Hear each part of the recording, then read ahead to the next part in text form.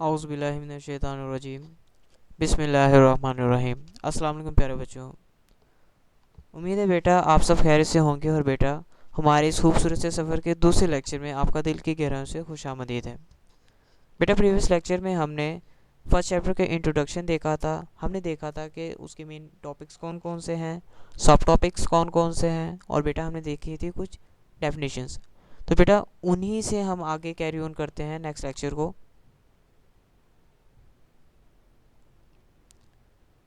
बेटा आज के जो हमारे टॉपिक्स हैं, ये जो कंटेंट है जो हमने क्लियर करना है, फर्स्ट ऑफ ऑल हम देखेंगे कि प्रोग्रामिंग इन्वायरमेंट क्या होता है।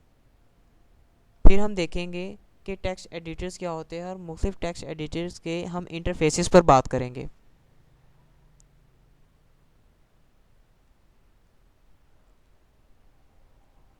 अगर हम देखें बच्चे प्रोग्रामिंग इन्वायरमेंट को, अब programming environment is the collection of tools used in the development of software.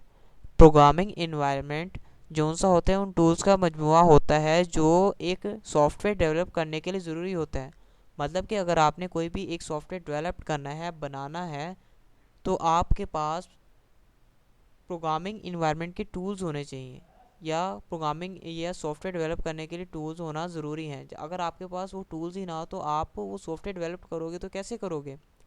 इसको ज़रा मुख्तलिफ एनालॉजीज़ के ज़रिए हम क्लियर करते हैं। देखिएगा ज़रा इधर।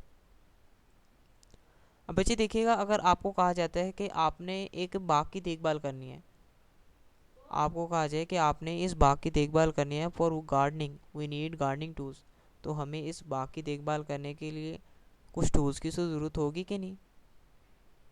अब जिन टूल्स की ज़रूरत होगी वो इनमें से कोई भी टूल्स हो सकते हैं। अगर आपके पास ये टूल्स ही ना हो तो आप बाग की देखभाल तो सही तरह नहीं ना कर पाओगे। अगर कर भी लोगे, अगर आपके पास टूल्स नहीं हैं, कर तो आप देखभाल जब भी लोगे, लेकिन विदाउट टूल्स के आप देखभाल सही तरह नहीं कर पाओगे। बच्चे इसी तरह अगर मैं आपसे कहूँ कि आपने क्या करना है, एक पेंटिंग बनानी है, ये पेंटिंग आपने बनानी है, तो इस पेंटिंग बनाने के लिए आपको टूल्स की ज़रूरत होगी, कलर्स की, ब्रशेस की, इसी तरह चार्ट, क्रेयॉन्स, इन तमाम चीज़ों की ज़रूरत होगी आपको ये पेंटिंग बनाने के लिए।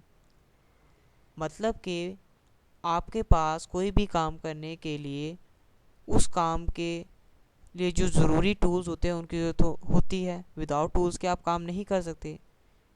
बेटा सेम इसी तरह जब आप करते हो ना प्रोग्रामिंग, आप मुख्तलिफ प्रोग्राम्स लिखते हो, उस मुख्तलिफ प्रोग्राम्स लिखने के लिए आपको प्रोग्रामिंग इन्वायरमेंट की ज़रूरत होती है। बेसिकली प्रोग्रामिंग इन्वायरमेंट में तीन मेन एलिमेंट होते हैं, कंपाइलर, टेक्स्ट एडिटर्स और डीबगर्स। आपको कोई भी प्रोग्राम डेवलप करने के लिए इन तीनों की ज़रूरत होती है, ठीक है। और बेटा ये तीनों के तीनों आपको एक जब सॉफ्टवेयर के अंदर मिल जाएं, और वो सॉफ्टवेयर आपके पास क्या होता है, उस सॉफ्टवेयर का नाम है इंटीग्रेटेड डेवलपमेंट इन्वायरमेंट। इसे समझिएगा ज़रा बात को। A software that provides a programming environment, एक सॉफ्टवेयर जो प्रोग्रामिंग इन्वायरमेंट मुहैया करता है, टू हेल्प, मदद करने के लिए, प्रोग्रामर्स की इन राइटिंग, लिखने के लिए, एंड एग्जीक्यूटिंग, चलाने के लिए, कंप्यूटर प्रोग्राम्स को, is known as integrated development environment. Programming environment क्या होता है, कंपाइलर, टेक्स्ट एडिटर्स और डीबगर्स, ये मिलकर क्या बनाते हैं, प्रोग्रामिंग इन्वायरमेंट। और जब ये तीनों के तीनों सॉफ्टवेयर एक सॉफ्टवेयर के अंदर रख दिए जाते हैं तो वो सॉफ्टवेयर आपके पास होता है इंटीग्रेटेड डेवलपमेंट इन्वायरमेंट, ठीक है। ये देखिएगा, कंपाइलर, टेक्स्ट एडिटर्स। कंपाइलर क्या करते हैं, आपने जो कोड लिखा है उसको 101 में कन्वर्ट करेगा ताकि जो सीपीयू है उसको प्रोसेस कर सके। टेक्स्ट एडिटर आपको क्या करता है, प्रोग्राम लिखने में हेल्प करता है। डीबगर्स एरर्स निकालने में मदद करता है, ओके।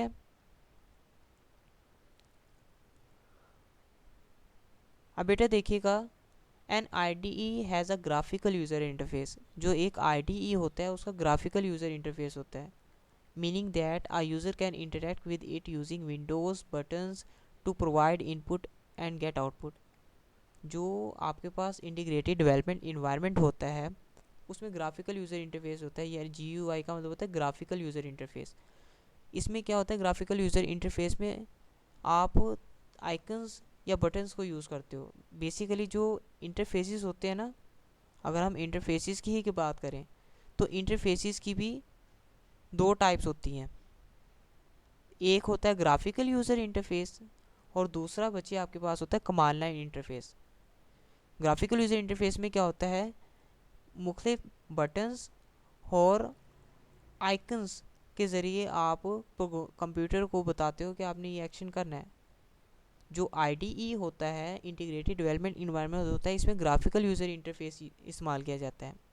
ठीक है, मतलब कि मुख्तलिफ बटन्स पर आप क्लिक कर कर प्रोग्राम को सेव करते हो, रन करते हो, या मुख्तलिफ आइकन्स पर आप क्लिक करते हो। बच्चे जबकि होता है command line interface, command line interface में आप मुख्तलिफ कमांड देते हो। मसलन सपोज करो आपने अगर कोई फाइल ओपन करनी है तो आप ओपन की कमांड दोगे, सेव करनी है तो आप सेव की कमांड दोगे। ठीक है, इंटरफेस दो तरह के होते हैं, एक होता है कमांड लाइन इंटरफेस और दूसरा होता है आपके पास graphical user interface.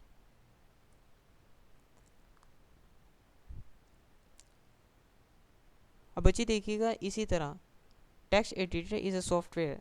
Text editor एक सॉफ्टवेयर होता है दैट अलाउज प्रोग्रामर, जो प्रोग्रामर्स को इजाज़त देता है टू राइट, कि वो लिख सकें and edit computer programs.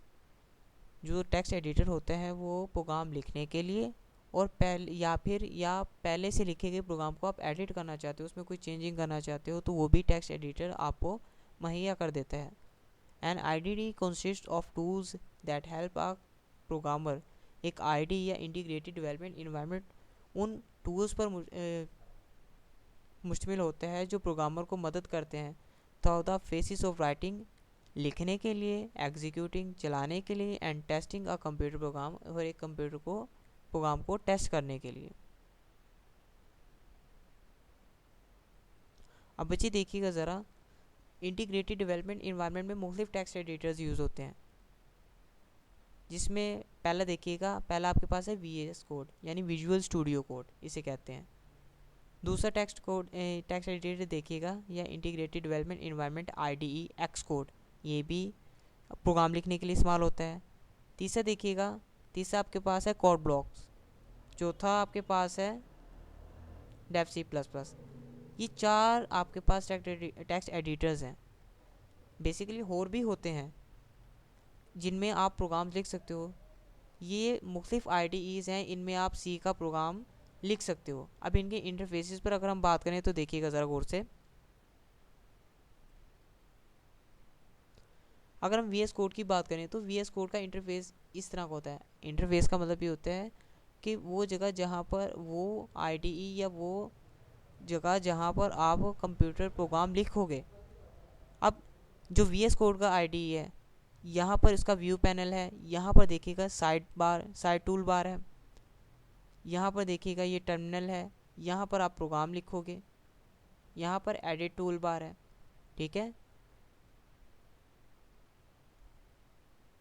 Same इसी तरह देखिएगा ये भी VS कोड का इंटरफेस है, यहाँ पर आपका प्रोग्राम लिखा गया है।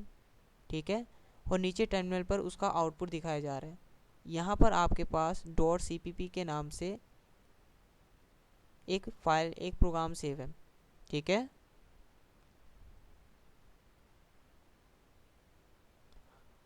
अब बच्चे देखिएगा Xcode का जो इंटरफेस होता है वो कुछ इस तरह का होता है।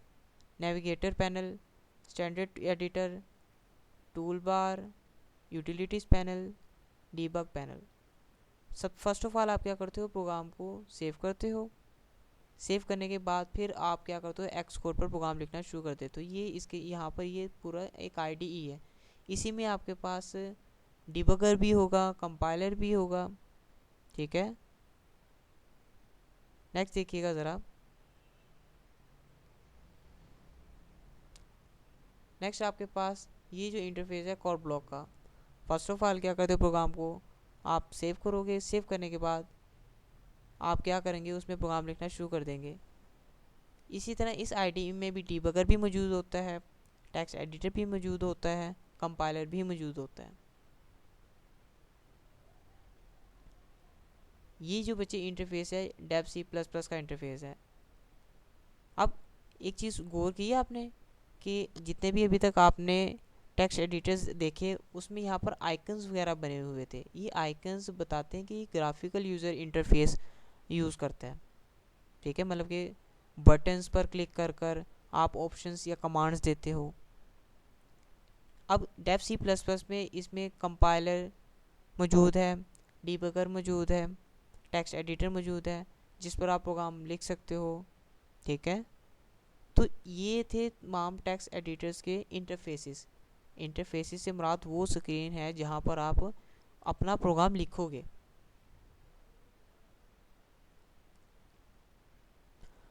अब बच्चे अगर हम बात करें कंपाइलर की, बच्चे जो कंपाइलर होता है, कंपाइलर असल में टेक्स्ट एडिटर्स के अंदर ही मौजूद होता है। हम अपनी तरफ से जो लिखते हैं प्रोग्राम, वो हम अपनी लैंग्वेज में लिखते हैं ना। कंप्यूटर तो उस लैंग्वेज को नहीं समझता, कंप्यूटर सिर्फ 101 की लैंग्वेज को समझेगा। अब कंपाइलर क्या करता है, कंपाइलर टेक्स्ट एडिटर्स के अंदर ही मौजूद एक ऑप्शन होती है, कोई मशीन नहीं है अलग से कि आप अलग से अटैच करोगे कंपाइलर, नथिंग। टेक्स्ट एडिटर्स के अंदर पहले से एक कंपाइलर की ऑप्शन मौजूद होती है, जो आप क्या करते हो, जब आप प्रोग्राम लिख लेते हो तो आप उसे कंपाइल करते हो। कंपाइलर का बेसिकली काम क्या होता है देखिएगा, software that converts a high level language program C into machine language 101 is called compiler. Compiler software क्या करते हैं, आपने जो प्रोग्राम लिखा है ना हाई लेवल लैंग्वेज प्रोग्राम, मतलब कि जो आप प्रोग्राम लिख रहे हो वो हाई लेवल लैंग्वेज में होगा, कंपाइलर उसे कन्वर्ट करेगा मशीन लैंग्वेज में, यानी 101 की लैंग्वेज में। कंपाइलर का बेसिकली काम सिर्फ इतना ही है कि वो आपके लिखे गए प्रोग्राम को 101 में कन्वर्ट कर देगा ताकि सीपीयू उसे प्रोसेस कर सके। Every language has its oven compiler, her language का एक अपना कंपाइलर होता है।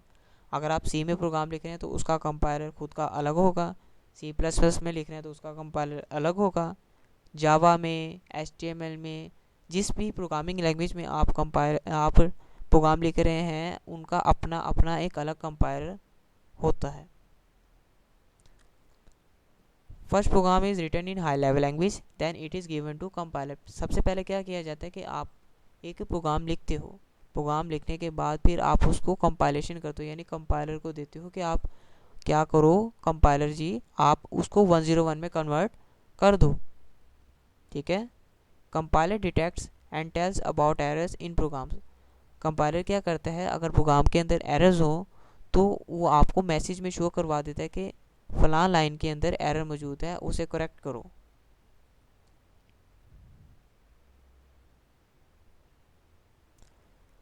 When high level language program C is error free, compiler converts it into machine language।